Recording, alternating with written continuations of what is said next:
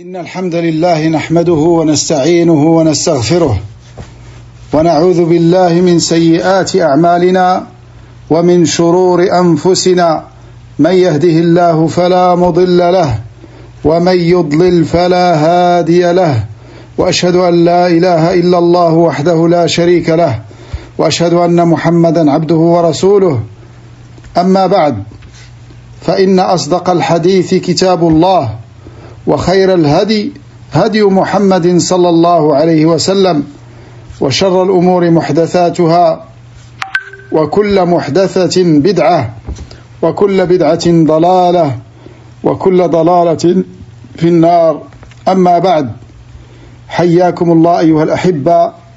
Je suis très heureux de vous retrouver dans cette soirée du dimanche 11 Jumad al-Thaniya de l'année 1445 de l'Hégire, correspondant au 24 décembre de l'année 2023.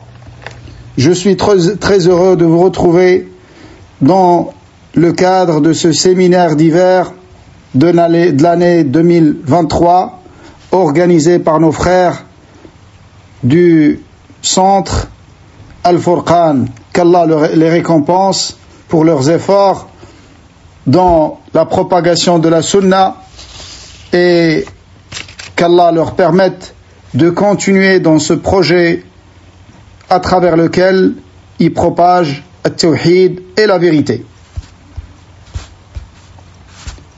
Donc, nous nous retrouvons dans ce cadre pour une conférence qui a été intitulée « L'exagération vis-à-vis des pieux ». Et l'exagération a été interdite d'une manière générale dans notre religion. Toute forme d'excès et d'exagération ont été interdits dans la religion de l'islam, comme nous allons le constater à travers les textes. Et même, comme vous savez tous, et ça c'est quelque chose de très important, que tout musulman se doit de connaître, c'est que la cause de la première forme d'associationnisme qui est apparue sur terre est l'exagération. L'exagération vis-à-vis des pieux.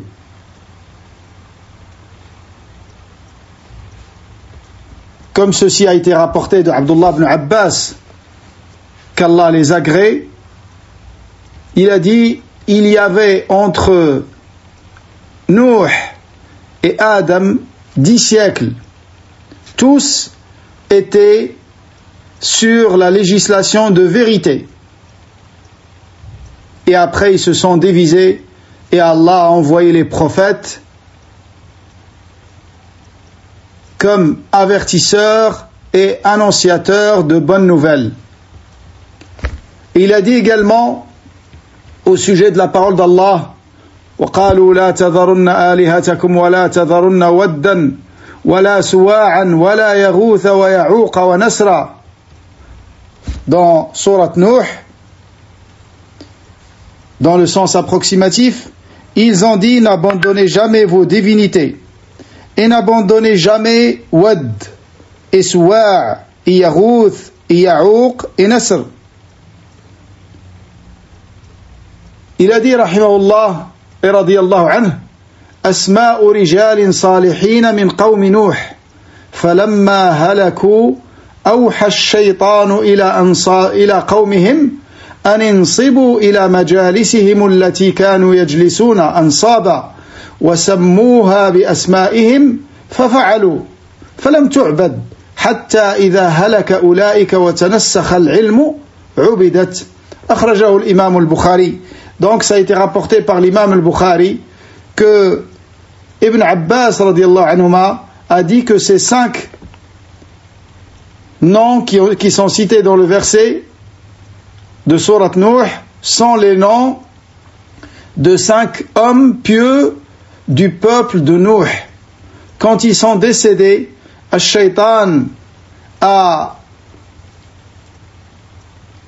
révélé à leur peuple de fabriquer, de façonner des statues à leur image, afin de se rappeler le bien auquel il les appelait. Et effectivement, c'est ce qu'ils ont fait, avec cette intention, car dans leur législation, les statues et le façonnage des statues n'étaient pas interdits. Et ils ont appelé chaque statue avec le nom de l'homme vertueux qui lui correspond. Et ils n'ont pas adoré ces statues. Jusqu'à ce que le temps ait passé et que la science s'est fait oublier, ensuite, ils les ont adorés. Donc l'exagération est un grand mal, d'une manière absolue. Et c'est même la cause de la première forme d'associationnisme sur Terre. Et ce qu'il faut savoir, comme a cité l'imam Ibn al-Qayyim dans son livre Irathatul Lahfan, selon certains salafs, il a dit: il n'y a pas une chose sans que Shaitan n'ait dans cette chose-là, par rapport à cette chose-là, deux extrêmes. Il appelle le serviteur à aller vers un des deux extrêmes, que ce soit l'extrême de l'excès et de l'exagération, ou l'extrême de l'insouciance et du laxisme.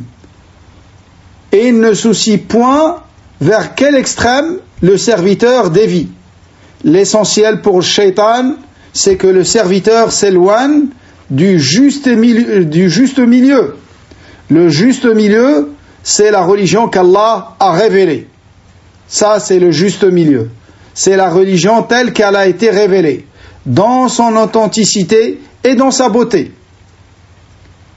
Et tout éloignement de ce juste milieu vers un des deux extrêmes est blâmé, que ce soit l'exagération ou le laxisme. Et Shaitan, quand il voit chez le serviteur une grande volonté et une grande détermination, il le pousse vers l'exagération. Et quand il constate chez lui une insouciance, une négligence, une faiblesse, il le pousse vers l'extrême du laxisme. Et la plupart des gens, comme il poursuit l'imam Ibn al-Qayyim, la plupart des gens sont tombés dans ces deux extrêmes d'égarement. Le laxisme et l'excès et l'exagération. Sauf une petite minorité qui est restée ferme sur la voie du prophète alayhi salatu wassalam, ainsi que ses nobles compagnons. Donc, l'exagération est un danger pour nous tous. Et dans chaque chose, il faut être méfiant et vigilant à rester sur le juste milieu. Et le juste milieu, comme je le rappelle toujours, c'est pas à nous d'inventer le juste milieu. Le juste milieu, ça signifie tout simplement la religion telle qu'elle a été révélée par Allah. Pourquoi je répète souvent ça? Parce qu'il y a des gens et des tendances égarées qui pensent que le juste milieu, c'est eux qui vont l'inventer. Allah t'a ordonné de laisser pousser ta barbe. Le juste milieu, c'est de laisser pousser ta barbe. Et non pas de la tailler à moitié. Donc ça, c'est un exemple. Le juste milieu, c'est d'être dans la conformité à la religion d'Allah subhanahu wa ta'ala telle qu'elle a été révélée. Comprenez bien ce point, il est fondamental. C'est ça le juste milieu. Le juste milieu, on a un autre terme, c'est sur quoi était le prophète alayhi salatu wassalam ainsi que ses nobles compagnons.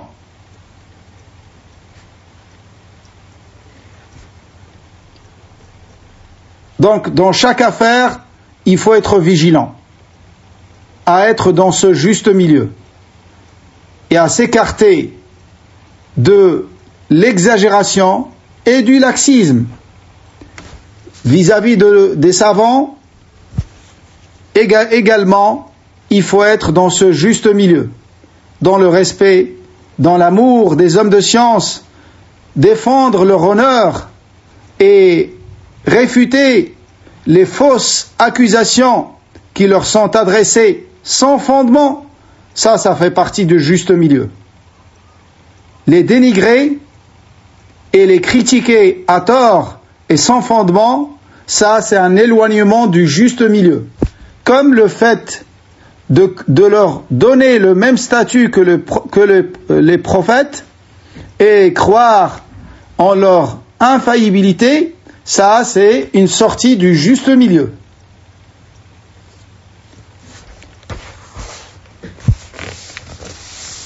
Et si tu suis toutes les questions de religion, tu trouveras toujours que dans chaque question, il y a un juste milieu qui représente Ahl Sunnah wal Jama'a, les salafis, et deux extrêmes, un vers l'exagération et l'excès, et l'autre vers la négligence et le laxisme.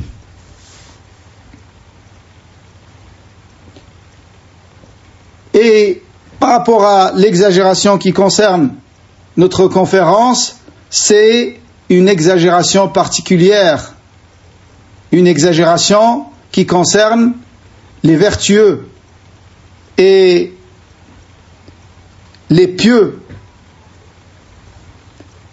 Et ça, c'est quelque chose de très très dangereux.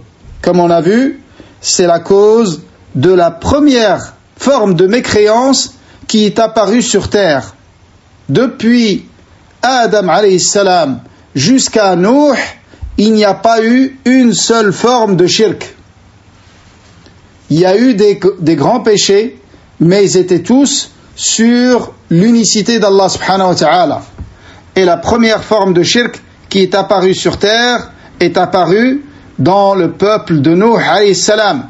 Et dès son apparition, pour réaliser le danger de shirk, et que tu ne dois jamais minimiser le danger de shirk.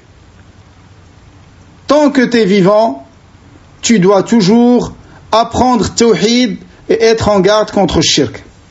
Et le propager dans ton entourage, c'est parmi les meilleurs moyens pour qu'Allah t'accorde une fermeté sur ce tawhid jusqu'à le rencontrer comme muwahhid. Car les actes ne valent que par leur fin. Donc, ça c'est la première forme de shirk qui est apparue sur terre dans le peuple de Nuh alayhi salam. Et suite à cela, immédiatement, Allah subhanahu wa ta'ala a envoyé le premier messager pour les gens de la terre. Le premier messager qui a été envoyé, c'est Nuh alayhi salam, avec l'apparition de la première forme de shirk. Ça nous montre le danger de shirk. Et également, un autre constat important, c'est que depuis l'apparition de shirk, malgré le nombre de prophètes et de messagers qu'Allah a dépêchés pour les gens de la terre, ash-shirk n'a jamais cessé d'exister. Depuis son apparition, il n'a jamais cessé d'exister.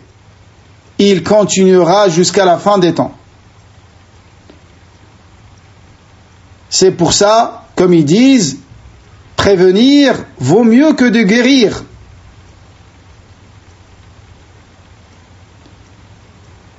Et c'est pour ça le croyant doit toujours apprendre tawhid tant qu'il est vivant. Et ce n'est pas une question d'une heure ou d'un cours ou de plusieurs cours ou d'une série de cours ou d'un livre ou de plusieurs livres.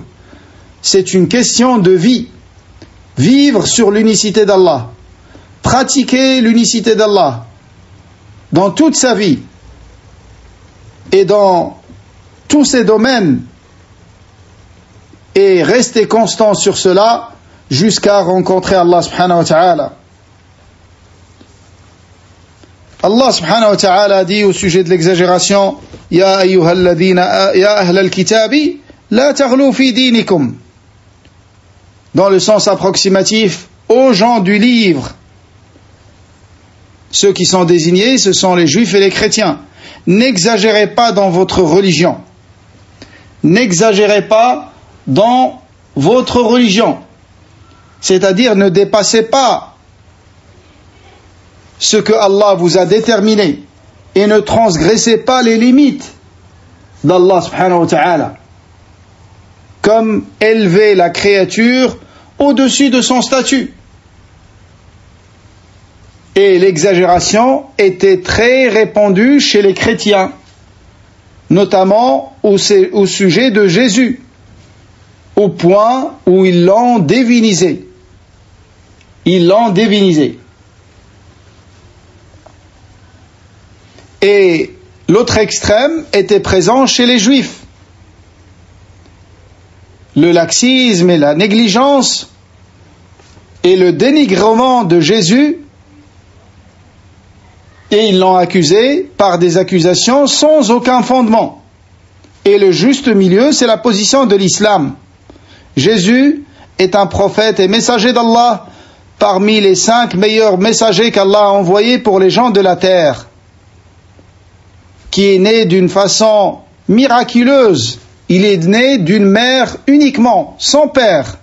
Celui qui l'a créé d'une mère sans père, il a bien créé avant lui Adam alayhi salam, il l'a créé sans père ni mère.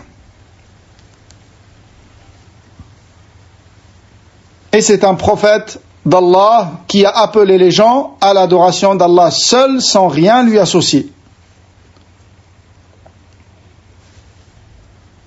C'est pour ça Allah, subhanahu wa ta'ala, dans ce verset, il leur a interdit l'exagération dans ces 2 sens.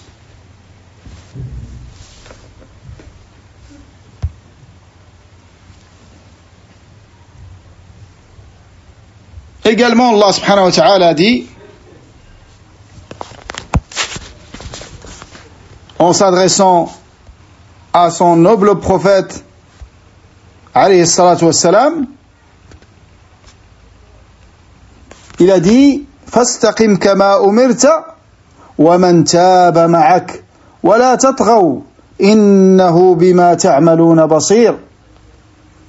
Allah subhanahu wa ta'ala a dit dans le sens approximatif: suis donc la voie droite comme il t'a été ordonné, ainsi qu'à ceux qui sont revenus à Allah avec toi. Suis la voie droite, la voie qu'Allah t'a ordonné de suivre, la voie qu'Allah t'a révélée. Suis-la toi, ainsi que ceux qui sont avec toi, parmi les croyants. Et ensuite, Allah Azza wa Jalla dit: et ne succombez pas aux abus, car il voit parfaitement ce que vous faites. Ne succombez pas aux abus et à l'excès et l'exagération. Là, encore une fois, c'est un appel à la droiture, une mise en garde contre l'exagération et l'excès et l'abus dans tous les domaines.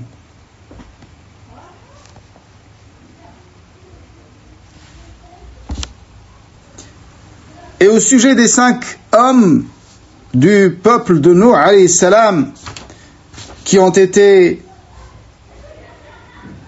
étaient des hommes pieux et vertueux, qui appelaient leur peuple à l'adoration d'Allah subhanahu wa ta'ala, et il les appelait à faire le bien et aux bonnes œuvres d'une manière générale.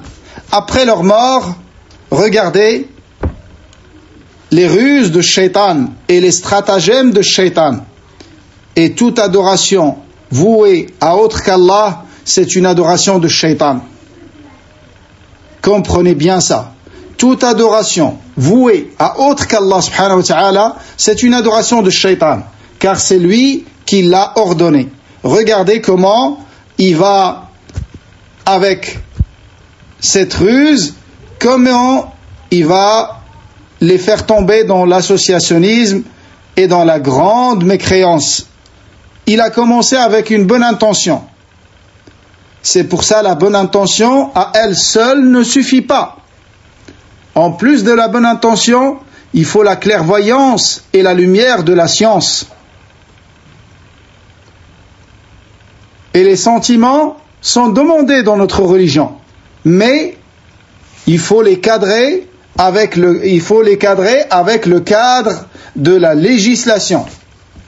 Des sentiments sans législation, c'est des catastrophes en général.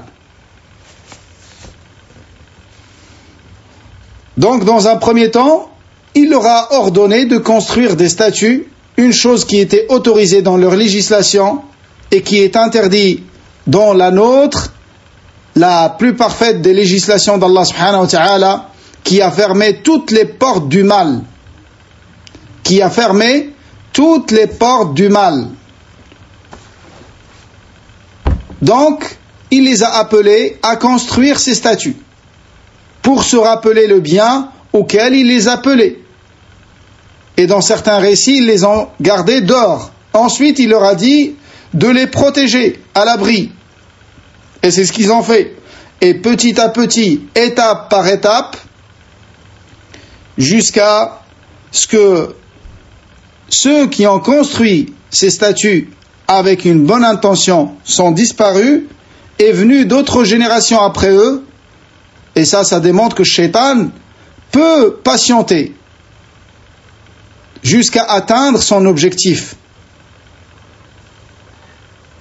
Donc jusqu'à ces générations où l'ignorance est propagée, ils ont oublié la raison pour laquelle leurs ancêtres ont construit ces statues. Là, il les a appelés à les adorer. Il les a appelés à les adorer. Et dans ce récit, il y a une preuve de ce que disent beaucoup de salaf. Ils disent Al-bid'atu baridul kufr. Al-bid'atu baridul kufr. Et ça nous montre le danger de l'innovation dans la religion. Le danger de l'innovation dans la religion.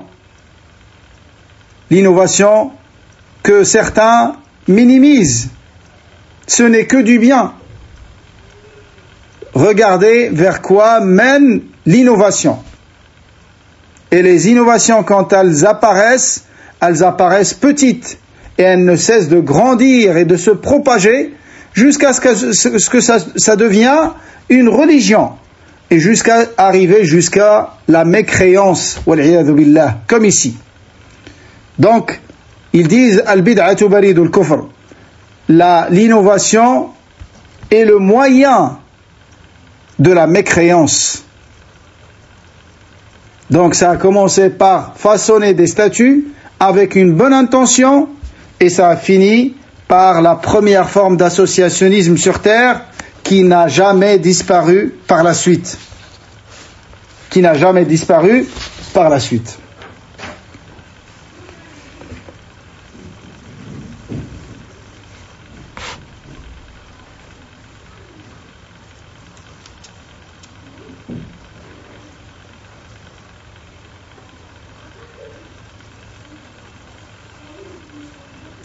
وعن عمر رضي الله عنه أن رسول الله صلى الله عليه وسلم قال لا تطروني كما أطرت النصارى المسيح ابن مريم أو كما أطرت النصارى ابن مريم إنما أنا عبد فقولوا عبد الله ورسوله رواه الإمام البخاري والإمام مسلم.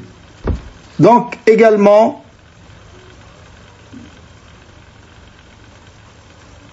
An-Nabi alayhi salatu wassalam, en interdisant une autre forme d'exagération, et cette fois-ci c'est l'exagération à son égard dans les éloges.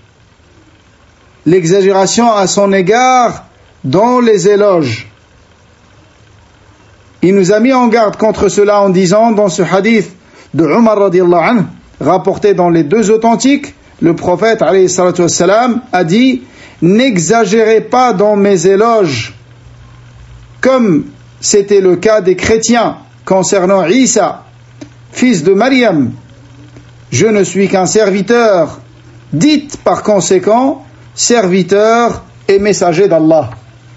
Donc il a interdit l'exagération. À son sujet, il a appelé au juste milieu dans le même contexte. Il a dit: dites serviteur et messager d'Allah. Serviteur qui ne peut être adoré et messager d'Allah qui doit être suivi. C'est ça son droit. Et c'est ça son statut qu'Allah lui a accordé. Donc l'élever au-dessus de ce statut en le divinisant ou en lui vouant des adorations ou en demandant qu'il nous sauve du feu de l'enfer, chose qui n'appartient qu'à Allah subhanahu wa ta'ala, tout ça c'est de l'exagération. Donc c'est un serviteur qui ne mérite pas l'adoration. Lui-même il adore Allah. Comment on peut l'adorer?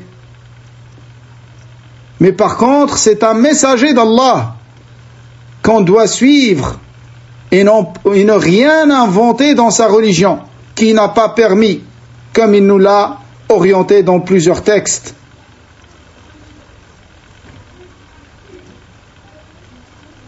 Et ça c'est un hadith azim, immense dans ses sens, dans lequel nous voyons l'attachement de notre prophète à ce que sa communauté ne soit pas victime de l'exagération.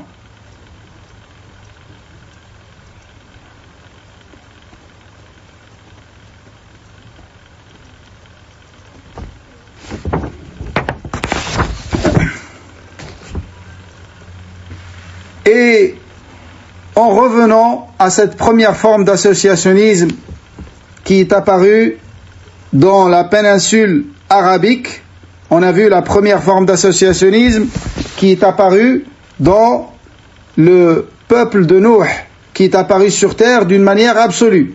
Mais dans la péninsule arabique également, les gens étaient sur le monothéisme pur.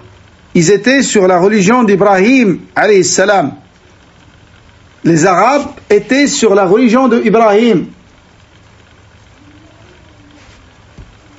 Jusqu'à ce qu'un homme qui s'appelle Amr ibn Rabi'ata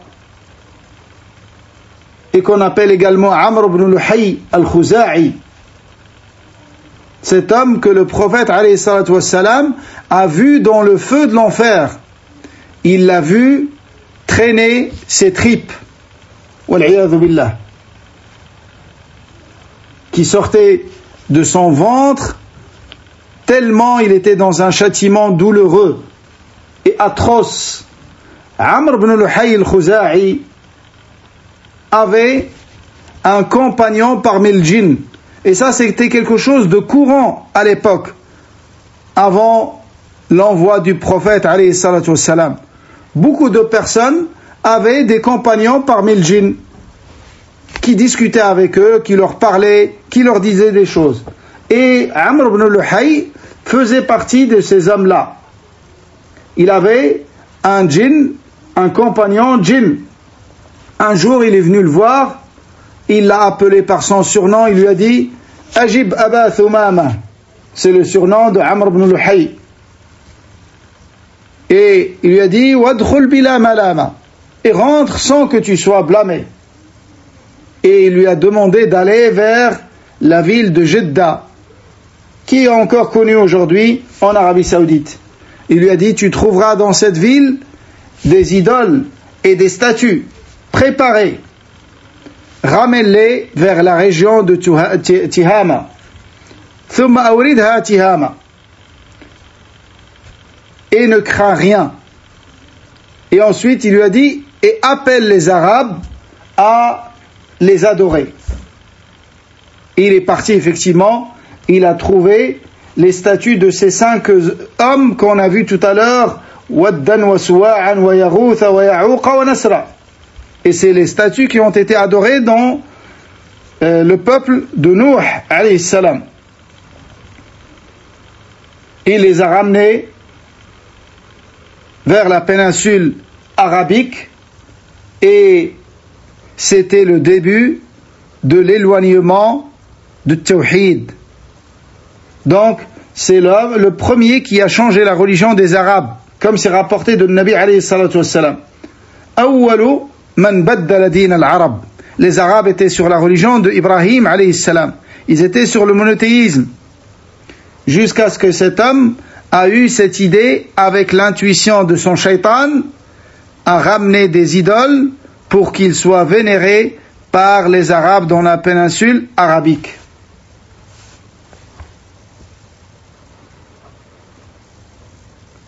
Le Nabi alayhi salatu wassalam a dit également dans un hadith authentique, il a dit Iyyakum wal ghulu fa innama ahlaka man kana qablakum al ghulu. Il a dit méfiez-vous de l'exagération, car c'est ce qui a causé la perte des générations qui vous ont précédé. Ça a été rapporté par l'imam Ahmad dans Al-Musnad. Iyyakum wal ghulu. Soyez en garde contre l'exagération, car c'est la cause de la perte des générations qui vous ont précédé. Al-ghulu wa ma adraka mal ghulu. L'exagération. Dépasser les limites, que ce soit dans les éloges vis-à-vis du prophète alayhi salatu wassalam, ou vis-à-vis d'un homme de science, ou n'importe quelle personne.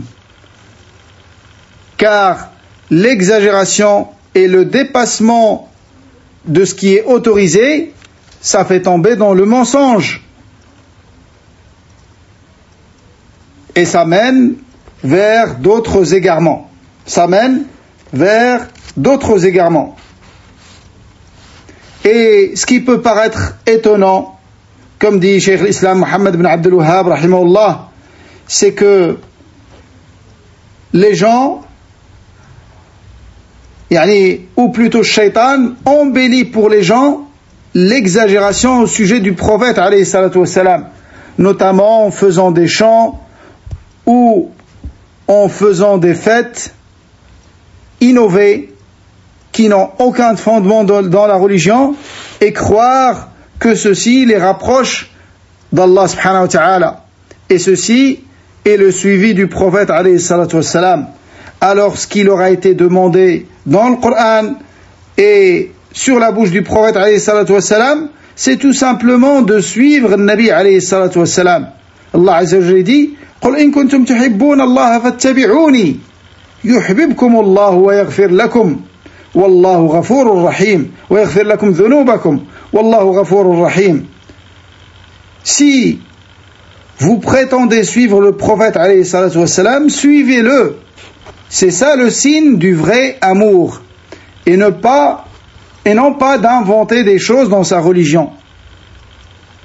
Ça, c'est des mensonges, et ce sont des innovations et des égarements qui vous éloignent d'Allah subhanahu wa ta'ala. Si vous aimez réellement le prophète alayhi salatu wassalam, alors la preuve de cet amour véridique et sincère, c'est le suivi du prophète alayhi salatu wassalam. Et comment tu peux suivre le Nabi alayhi salatu wassalam sans connaître sa tradition et sa sunna? Et ça demande l'apprentissage et la science. La science est d'une importance capitale, surtout à notre époque, où l'ignorance s'est propagée. Comme je l'ai peut-être mentionné la dernière fois, dans une intervention avec le centre Al-Furqan, si tu as envie de faire quelque chose pour la Ummah pendant ces temps difficiles qu'elle traverse, oriente-toi vers l'apprentissage de la religion. Car tout ce qui est fait, toutes les guerres qui sont menées contre la communauté de l'islam et contre les musulmans visent à les éloigner de leur religion. C'est ça l'objectif de toutes ces guerres, c'est d'éloigner les musulmans de l'islam. Donc, si tu veux faire face à ces guerres, apprends ta religion. Et bien évidemment, l'apprentissage de la religion commence par l'apprentissage de la langue arabe. Ce n'est pas possible d'apprendre l'islam sans apprendre l'arabe. Et comme a dit Shatibi rahimahullah, celui qui te dépasse dans la maîtrise de la langue arabe te dépasse dans la maîtrise de la législation de l'islam et de la compréhension de l'islam. Car tous les outils de la compréhension dans la religion sont basés sur la langue arabe. Al-Qur'an est en langue arabe. Les paroles du prophète alayhi salatu wassalam et les récits prophétiques et les hadiths, tout ça c'est en langue arabe.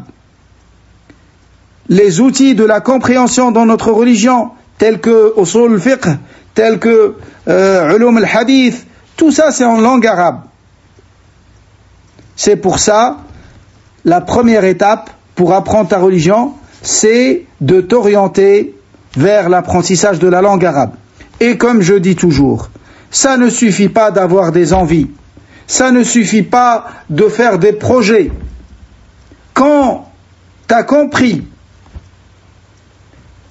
que le premier plan qui a été suivi par les ennemis de l'islam pour combattre l'islam, c'est l'éloignement des musulmans de la langue arabe. Et ça, c'est un phénomène qui a été appliqué dans la quasi-totalité des pays de l'islam. Si tu as compris ça, que le premier plan qu'ils ont utilisé pour combattre les musulmans, c'est les éloigner de la langue arabe. Tu dois faire des choses réelles et immédiates.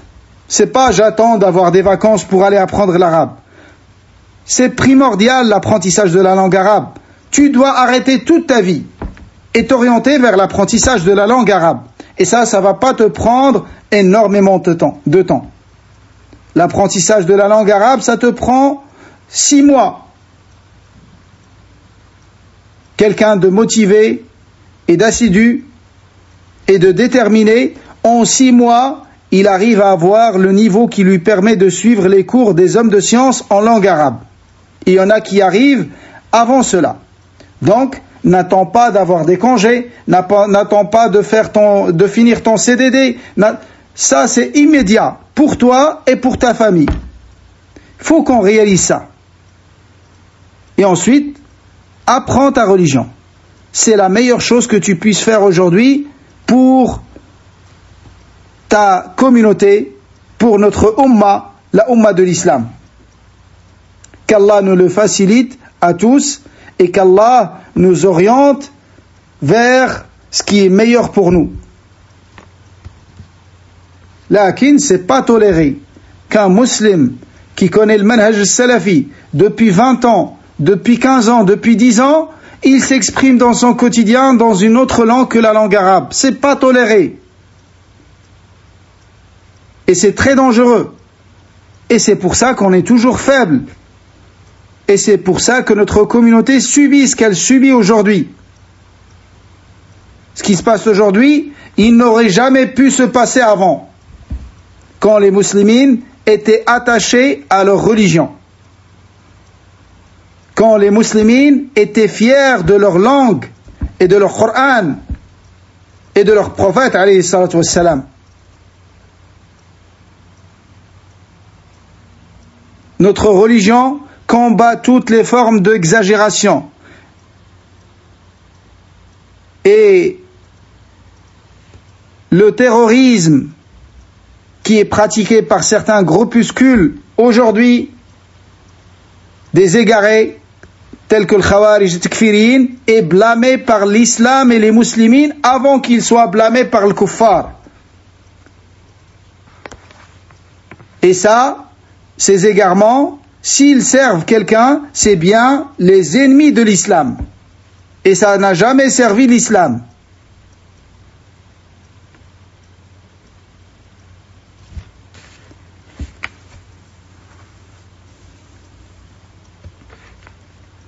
Donc à travers ces textes, frères et sœurs en Allah subhanahu wa ta'ala, nous avons pu voir brièvement le danger de l'exagération d'une manière générale, notamment l'exagération au sujet des pieux.